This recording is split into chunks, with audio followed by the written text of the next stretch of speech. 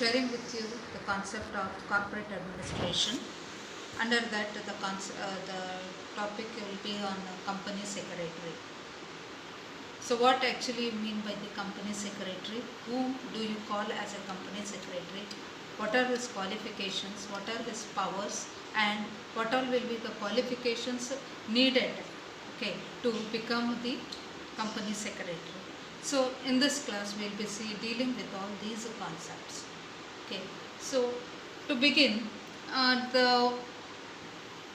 definition of secretary. The term secretary is derived from the word called Latin word called as secretarius, which means the confidential officer.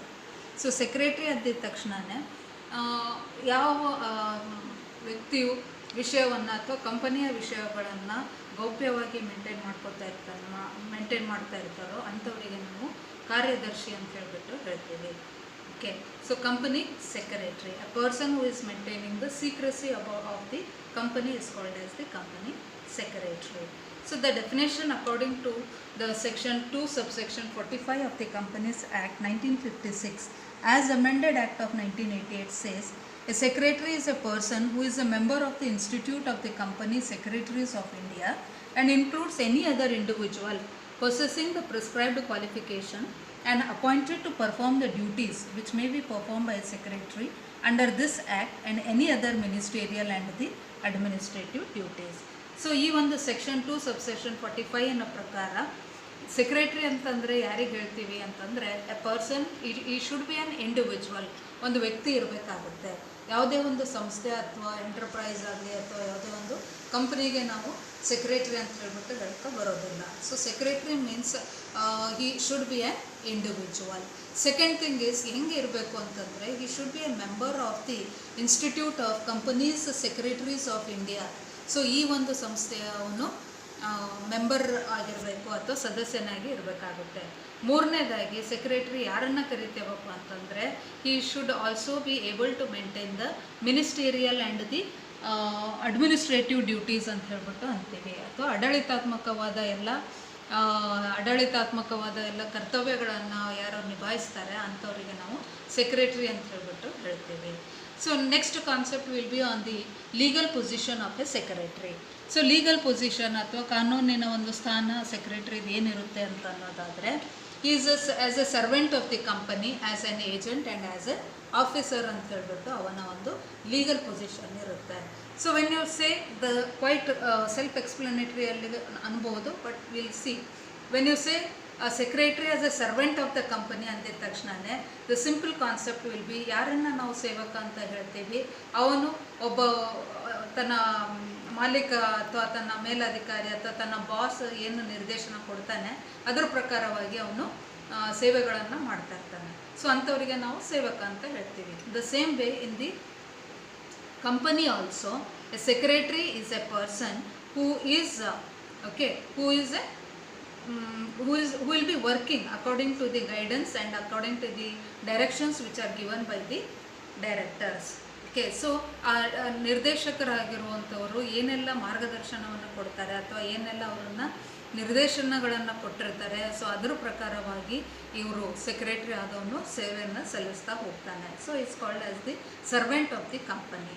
The secretary is also called as an agent ಅಂತಲೂ ಕೂಡ ನಾವು ಹೇಳ್ತೀವಿ. So agent ಅಂದಿದ ತಕ್ಷಣವೇ the person is acts as a middle man, he is only a agent. Okay, he acts as A ಅವನ position ಒಂದು ಏಜೆಂಟಿನ position ಸದ್ಯಕ್ಕೆ ನೋಡ್ಬೋದು ಇಲ್ಲಿ. ಸೊ ಏಜೆಂಟ್ ಅಂದಿದ ತಕ್ಷಣ ಏನಾಗುತ್ತೆ ಅಂತಂದರೆ a person will be a link, okay, between the higher level ಅಥವಾ directors and that of the employees.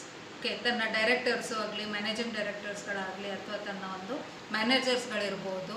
So ಅವರೆಲ್ಲರ ನಡುವೆ ಒಂದು ಕಂಪನಿಯ ಒಂದು ವ್ಯವಸ್ಥೆಯನ್ನು ನೋಡ್ಕೊಂಡು ಹೋಗುವಂಥ ವ್ಯಕ್ತಿಯ ಒಂದು ಸೆಕ್ರೆಟರಿ ಅಂತ ಹೇಳ್ಬಿಟ್ಟು ಕೂಡ ನಾವಿಲ್ಲಿ ನೋಡ್ಬೋದು.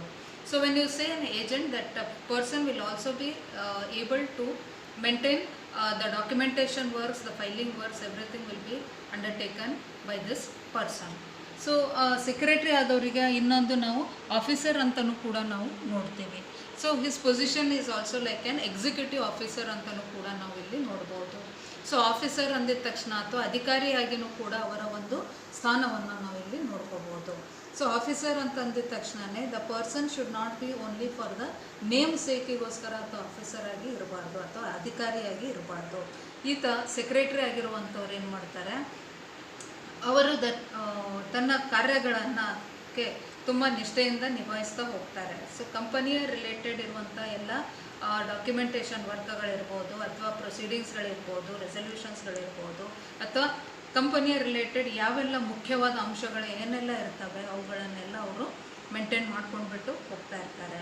Along with that is also ಯಾರನ್ನು ನಾವು ಅಧಿಕಾರಿ ಅಂತೀವಪ್ಪ ಅಂತಂದರೆ that person will have to maintain a good relations with all the members of the company. So it may be the top level or it may be the middle level and also at the lower level management ಅಲ್ಲಿ ಎಲ್ಲರಲ್ಲಿನೂ ಕೂಡ ಒಂದು ಒಳ್ಳೆ ರೀತಿಯಾದ ಒಂದು ರಿಲೇಷನ್ಶಿಪ್ಸ್ಗಳನ್ನು ಸಂಬಂಧಗಳನ್ನು ಅವನು maintain ಮಾಡ್ಕೊಂಡ್ಬಿಟ್ಟು ತನ್ನ ಕಾರ್ಯವನ್ನು ನಿಭಾಯಿಸ್ತಾ ಹೋಗ್ತಾರೆ. So is called as an officer. Clear? Then further if we have to see about the qualifications of the company secretary. Okay, so ಒಂದು ಕಂಪನಿಯ ಸೆಕ್ರೆಟರಿ ಆಗಬೇಕು ಅಂತಂದರೆ ಅವ್ರನ್ನಲ್ಲಿರುವಂಥ ಅರ್ಹತೆಗಳು ಏನಿರುತ್ತೆ ಅಂತ ಅನ್ನೋದಾದರೆ, ಯಾವ ಕಂಪನಿಯು ಪೇಡಪ್ ಶೇರ್ ಕ್ಯಾಪಿಟಲ್ 10 ಕೋಟಿ ಇರುತ್ತೋ ಅಥವಾ minimum 10 crores or more then 10 crores ಯಾರದೆಲ್ಲ ಕಂಪನಿಯಲ್ಲಿ ಇರುತ್ತೋ ಅಂಥ ಕಂಪನಿಗಳಿಗೆ ನಾವೇನಂತೀವಿ, ಅಂಥ ಕಂಪನಿಗಳಲ್ಲಿ ನಾವು ಈ ಒಂದು ಕಾರ್ಯದರ್ಶಿಯನ್ನು ನಾವು ಆಯ್ಕೆ ಮಾಡ್ಕೋಬೋದು ಅಥವಾ ಅವರನ್ನು ಅಪಾಯಿಂಟ್ ನಾವು ಮಾಡ್ಕೊತೀವಿ. Okay, so then along with that is also saying a person, another qualification will be what? He should be a member of the Companies Secretaries of India, okay, under the Companies Secretaries Act of 1980. So ಈ ಒಂದು ಸಂಸ್ಥೆಯ ಒಂದು ಸದಸ್ಯನಾಗಿಯೂ ಕೂಡ ಅವನು ಇರಬೇಕಾಗುತ್ತೆ. So ಇವು ಎರಡು ಮುಖ್ಯವಾದ ಕ್ವಾಲಿಫಿಕೇಷನ್ನು ಅಥವಾ ಅರ್ಹತೆ ಅಂತ ಅನ್ನೋದನ್ನು ಕೂಡ ನಾವಿಲ್ಲಿ ನೋಡ್ಬೋದು. So the thing will be like the two major point or the two major qualification to become a secretary of any of the company is ಯಾವ ಕಂಪನಿಯ ಒಂದು ಪೇಡಪ್ ಶೇರ್ ಕ್ಯಾಪಿಟಲು 10 ಕೋಟಿ ಇರುತ್ತೋ ಅಥವಾ 10 ಕೋಟಿಗಿಂತ ಹೆಚ್ಚಿಗಿರುತ್ತೋ ಅಂಥ ಒಂದು ಕಂಪನಿಗಳಲ್ಲಿ ನಾವು ಒಂದು ಕಾರ್ಯದರ್ಶಿಯನ್ನು ನಾವು ಅಪಾಯಿಂಟ್ ಮಾಡ್ಕೊತೀವಿ. ಸೊ ಎರಡನೇದಾಗಿ ಆ ವ್ಯಕ್ತಿನೂ ಕೂಡ ಕಂಪನಿ ಸೆಕ್ರೆಟರೀಸ್ ಆಫ್ ಇಂಡಿಯಾದಲ್ಲಿನೂ ಕೂಡ ಅವನು ತನ್ನ ಸದಸ್ಯನಾಗಿ ಇರಬೇಕಾಗುತ್ತೆ. ಇನ್ನು ಮಿಕ್ಕಿದ್ದು ಬೇರೆ ಯಾವ್ಯಾವ ರೀತಿಯಾದ ಅವನಿಗೆ ಕ್ವಾಲಿಫಿಕೇಷನ್ಸ್ಗಳು ಬೇಕಾಗುತ್ತೆ ಅಂತ ಅನ್ನೋದಾದರೆ, so the first thing he is saying the sound education ಅಂತ ಹೇಳ್ಬಿಟ್ಟು ಹೇಳ್ತಾ ಇದ್ದೀವಿ. So when you say sound education, that means what? A person should be having a good education. ಒಳ್ಳೆಯ ಒಂದು ವಿಶ್ವವಿದ್ಯಾಲಯದಲ್ಲಿ ಅಥವಾ ಒಳ್ಳೆಯ ಒಂದು ಉನ್ನತ ವಿಶ್ವವಿದ್ಯಾಲಯಗಳಲ್ಲಿ ಅವನು ತನ್ನ ಪದವಿಗಳನ್ನು ಪಡ್ಕೊಂಡು ಇರಬೇಕಾಗುತ್ತೆ. A person should also be having a good academic background. Okay, so ಅಂಥ ಒಂದು ವ್ಯಕ್ತಿ ಇದ್ದವರಿಗೆ that person will be eligible to become the company secretary. ಎರಡನೇದಾಗಿನೂ ಕೂಡ ಪ್ರೊಫಿಷಿಯನ್ಸಿ ಇನ್ ದಿ ಲ್ಯಾಂಗ್ವೇಜ್ ಅಂತಲೂ ಕೂಡ ನೋಡ್ಬೋದು ಇಲ್ಲಿ. ಸೊ ಭಾಷೆಯಲ್ಲಿನೂ ಕೂಡ ಅವರ ಒಂದು ನೈಪುಣ್ಯತೆ ಅನ್ನುವಂಥದ್ದು ಅವರಲ್ಲಿ ಇರಬೇಕಾಗುತ್ತೆ. Because when you say secretary, the person should always or that person will always be dealing with lot of documentation work, writing work or ಡ್ರಾಫ್ಟಿಂಗಲ್ಲಿನೂ ಕೂಡ ಅವ್ರ ಹತ್ರ ತುಂಬಾ ಚಾಣಾಕ್ಷತೆ ಅನ್ನುವಂಥದ್ದಲ್ಲಿ ಬೇಕಾಗುತ್ತೆ. ಸೊ ಆ ಒಂದು ಸ್ಕಿಲ್ಲು ಅಥವಾ ಆ ಒಂದು ಕೌಶಲ್ಯ ಅನ್ನುವಂಥದ್ದು ಅವ್ರ ಹತ್ರ ಇರಬೇಕಾಗುತ್ತೆ. So when you say language ಅವ್ರ ಭಾಷೆ ಅಂದಿದ ತಕ್ಷಣವೇ ಬರೀ ಮಾತಾಡುವಂಥದ್ದಲ್ಲ, ಅದನ್ನು ಅವರು ಪ್ರತಿ ದಿವಸ ಎಷ್ಟೊಂದು ಮೀಟಿಂಗ್ಸ್ಗಳನ್ನು ಸಭೆಗಳನ್ನು ಅವರು ನಡೆಸಬೇಕಾಗುತ್ತೆ. ಆ ಮೀಟಿಂಗ್ ಆದಮೇಲೆ ಸಭೆಗಳ ನಂತರ ಏನೆಲ್ಲ ಪ್ರೊಸೀಡಿಂಗ್ಸ್ ನಡವಳಿಕೆಗಳನ್ನು ಅವರು ನೀಟಾಗಿ ಬರ್ಕೊಂಡು ಡಾಕ್ಯುಮೆಂಟ್ಸ್ಗಳನ್ನು ದಾಖಲೆಗಳನ್ನು ಅವರು ಮೇಂಟೈನ್ ಮಾಡ್ಕೊತ ಹೋಗಬೇಕಾಗುತ್ತೆ. So for that secretary should be proficient in the languages. Further companies in case if it is a MNC company ಇತ್ತಪ್ಪ ಅಂತಂದರೆ ಫಾರಿನ್ ಲ್ಯಾಂಗ್ವೇಜಸ್ಗಳು ಅಟ್ಲೀಸ್ಟ್ ಅವ್ರ ಹತ್ರ ಬರಲೇಬೇಕಾಗುತ್ತೆ. ಇಫ್ ಸೇ ಫಾರ್ ಎಕ್ಸಾಂಪಲ್ ಆ ಕಂಪನಿ ಯಾವುದೋ ಒಂದು ಜಪನೀಸ್ ಕಂಪನಿ ಜೊತೆ ಏನಾದರೂ ಟೈಅಪ್ ಆಗಿತ್ತಪ್ಪ ಅಂತಂದರೆ ಆ ಜಪನೀಸ್ ಲ್ಯಾಂಗ್ವೇಜ್ ಅಟ್ಲೀಸ್ಟ್ ಒಂದು ಸ್ವಲ್ಪರ ಮಟ್ಟಿಗೆ ಜಪನೀಸ್ ಲ್ಯಾಂಗ್ವೇಜ್ನೂ ಕೂಡ ಅವರಿಗೆ ಬರಬೇಕಾಗುತ್ತೆ. ಸೊ ಹಂಗಾಗಿ ಸೊ ಎನಿ ಸೆಕ್ರೆಟ್ರಿ, ಯಾವುದೇ ಕಂಪನಿಯ ಸೆಕ್ರೆಟ್ರಿ ಆಗಿರುವಂಥವನು ಒಂದು ಅಥವಾ ಒಂದು ಎರಡು ಅಟ್ಲೀಸ್ಟ್ ಫಾರಿನ್ ಲ್ಯಾಂಗ್ವೇಜಸಲ್ಲಿ ಅವರ ಹತ್ರ ಒಂದು ಪ್ರವೀಣತೆ ಅನ್ನುವಂಥದ್ದು ಅವ್ರ ಹತ್ರ ಇರಬೇಕಾಗುತ್ತೆ. ಸೊ ಮೂರನೇದು qualification you can see knowledge of office organisation and business methods ಅಂತ ಹೇಳ್ಬಿಟ್ಟು ಹೇಳ್ತಾ ಇದ್ದಾನೆ. So that means what? ಈ ಶುಡ್ ಕಂಪನಿ ಸೆಕ್ರೆಟ್ರಿ ಆಗಿರುವಂಥವರಿಗೆ ಆಫೀಸನ್ನು ಯಾವ ರೀತಿಯಾಗಿ ನಡೆಸಬೇಕು, ಯಾವ್ಯಾವ ರೀತಿಯಾದ ಒಂದು ಮೆಥಡ್ಸ್ಗಳನ್ನು ಫಾಲೋ ಮಾಡಬೇಕು ಅಂತ ಅನ್ನೋದ್ರ ಬಗ್ಗೆನೂ ಕೂಡ ಅವರಿಗೆ ಜ್ಞಾನ ಅನ್ನುವಂಥದ್ದು ಇರಬೇಕಾಗುತ್ತೆ. ಸೊ ಹೊಸದಾಗಿ ಬರ್ತಾ ಇರುವಂಥ ಒಂದು ಮೆಥಡ್ಸ್ಗಳು, ಹೊಸ ಹೊಸ ತಂತ್ರಜ್ಞಾನಗಳಿರ್ಬೋದು, ಅಥವಾ ಆಧುನಿಕ ಯುಗದಲ್ಲಿ ಯಾವ ರೀತಿಯಾದ ಒಂದು easy and the smart way of getting the work done, so ಅದ್ರ ಬಗ್ಗೆನೂ ಕೂಡ ಅವ್ರ ಹತ್ರ ನಾಲೆಜ್ ಅನ್ನುವಂಥದ್ದು ಇರಬೇಕಾಗುತ್ತೆ. So next one is also he should also have A knowledge of accountancy and taxation ಅಂತ ಅನ್ನೋದು ಕೂಡ ಇಲ್ಲಿ ನೋಡಬಹುದು. ಸೊ ಯಾವ ಒಂದು ಸೆಕ್ರೆಟ್ರಿ ಹೇಳ್ತಾ ಇದ್ದೀವಿ ಅಥವಾ ಒಬ್ಬರನ್ನು ನಾವು ಸೆಕ್ರೆಟ್ರಿಯಾಗಿ ನಾವು ಅಪಾಯಿಂಟ್ ಮಾಡಕತ್ತೀವಿ ಅಂತಂದರೆ ಅವರಿಗೆ ಮುಖ್ಯವಾಗಿರುವಂಥ ಒಂದು ಜ್ಞಾನ ಅಂತಂದರೆ ಅಕೌಂಟೆನ್ಸಿ ಮತ್ತು ಟ್ಯಾಕ್ಸೇಷನ್. ಸೊ ಇವು ಎರಡರ ವಿಷಯದ ಬಗ್ಗೆನೂ ಕೂಡ ಅವ್ರ ಹತ್ರ ಜ್ಞಾನ ಅನ್ನುವಂಥದ್ದು ಬೇಕಾಗುತ್ತೆ. Because the basic bookkeeping accounts ಅಥವಾ ಬುಕ್ ಕೀಪಿಂಗ್ ಮೆಥಡ್ಸ್ಗಳೇನಿರ್ಬೋದು ಅಥವಾ ಟ್ಯಾಕ್ಸೇಷನ್ ಸಿಸ್ಟಮಲ್ಲಿನೂ ಕೂಡ ಅವ್ರ ಹತ್ರ ನಾಲೆಜ್ ಅನ್ನುವಂಥದ್ದು ಇರಬೇಕಾಗುತ್ತೆ.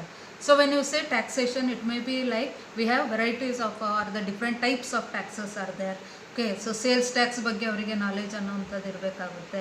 ಆ್ಯಂಡ್ ದ ಹೊಸದಾಗಿ ಬಂದಿರುವಂಥದ್ದು or the recently what you have is the GST ಬಗ್ಗೆ ಇದೆ, ಗೂಡ್ಸ್ ಆ್ಯಂಡ್ ಸರ್ವಿಸ್ ಟ್ಯಾಕ್ಸ್ ಅಂತ ಬರುತ್ತೆ. ಸೊ ಇದ್ರ ಬಗ್ಗೆನೂ ಕೂಡ ಅವರಿಗೆ ಅಪ್ಡೇಟೆಡ್ ನಾಲೆಜ್ ಅನ್ನುವಂಥದ್ದು ಅವ್ರ ಹತ್ರ ಇರಬೇಕಾಗುತ್ತೆ.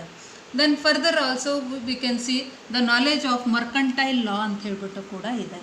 ಸೊ ಯಾವ ಒಂದು ವ್ಯಕ್ತಿ ಹತ್ರ ಈ ಮರ್ಕಂಟೈಲ್ ಲಾನೋ ಅಥವಾ ಬಿಸ್ನೆಸ್ ಲಾನೋ ಅಥವಾ ಏನು ಕಂಪನೀಸ್ ಲಾ ಬಗ್ಗೆನೂ ಕೂಡ ಅಥವಾ ಸೇಲ್ಸ್ ಲಾಸ್ಗಳು ಏನೆಲ್ಲ ಬರ್ತಾ ಇದ್ದಾವೆ, ಸೊ ಅದ್ರ ಬಗ್ಗೆನೂ ಕೂಡ ಅವನಿಗೆ ನಾಲೆಜ್ ಅನ್ನುವಂಥದ್ದು ಇರಬೇಕಾಗುತ್ತೆ. ದೆನ್ ಫರ್ದರ್ ಇನ್ನೂ ಒಂದು